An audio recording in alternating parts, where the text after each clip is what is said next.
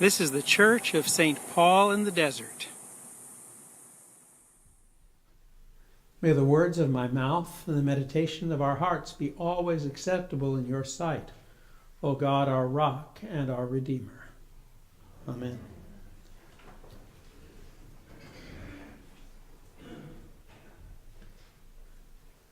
In the scriptures for today, we have examples of why we ought to give thanks.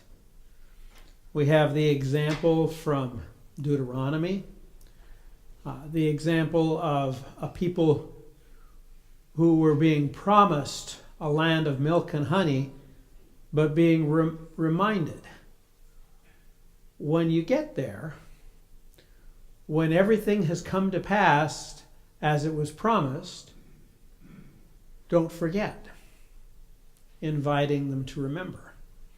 And it went through some rather nasty things. I don't know how many of you get excited when you find a scorpion someplace in your house, but it's not usually a pleasant experience.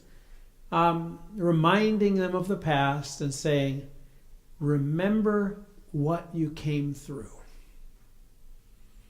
Then you have Paul talking to some of the people to whom he'd been ministering, writing to them, and reminding them to be generous.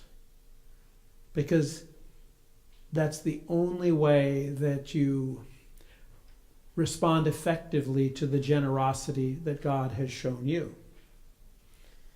And then we have the 10 lepers.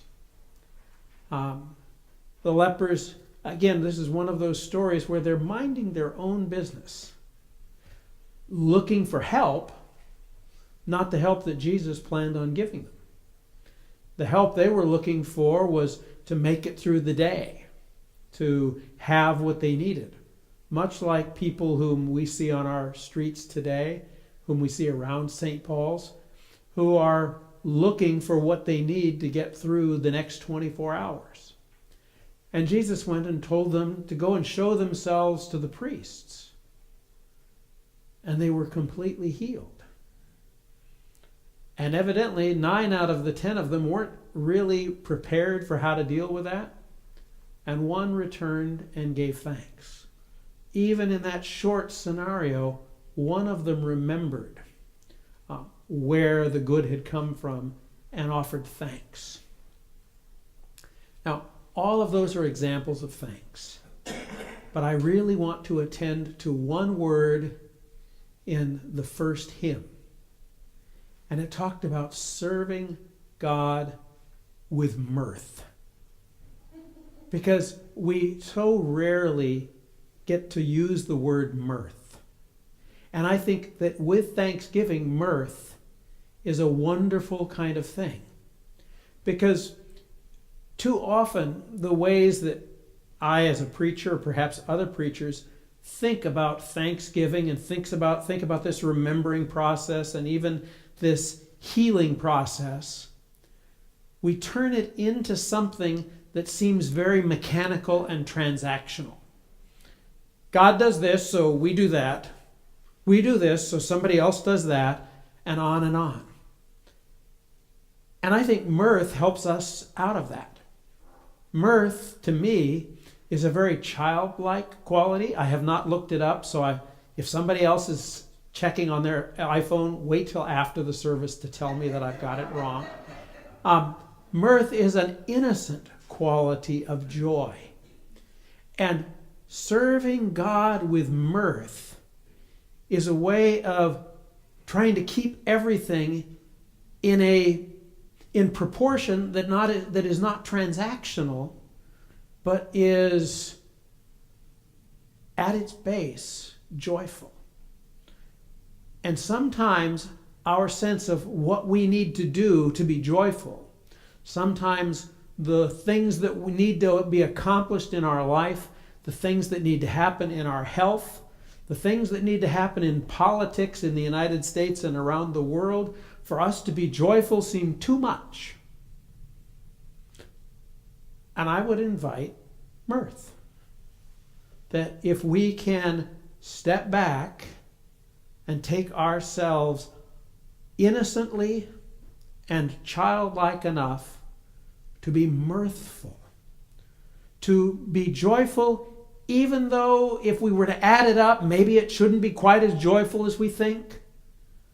Maybe we don't have as much to look back on, and maybe the future is something we're anxious about. But I'd invite myself, and I'd invite all of you, to take a step back from the serious, objective look at everything and adopt a mirthful response, and one that takes myself, I take myself not so seriously, but I take God's love and God's grace and God's abundance incredibly seriously. And when I'm immersed in that sense of grace and wonder, of joyfulness, of fullness of God's presence around me and around those I love, I have permission to not be quite so serious. And I have an invitation to be joyful when nobody would expect that. To be mirthful and innocent. Even at 62 years, I just can't manage innocence all the time. But today, I invite you to serve God with mirth. Joyfully offer yourself to God, knowing that God has in store for you things as great as God had in store for the unsuspecting lepers who were just looking to get through the next day and whom Jesus had a different plan. And Jesus filled them with the Spirit and made them new. And I invite you, in the midst of this mirthful service of God, to offer that at the altar and be grateful and joyful with God's response to us in Holy Communion and the invitation to be God's Holy Communion to the world around us. That maybe, if on a giant satellite map there was this blip of mirth coming out of Palm Springs on Thanksgiving Day, and even crusty newscasters looking at it thought, oh, I wonder if things aren't quite so bad as we thought. Amen.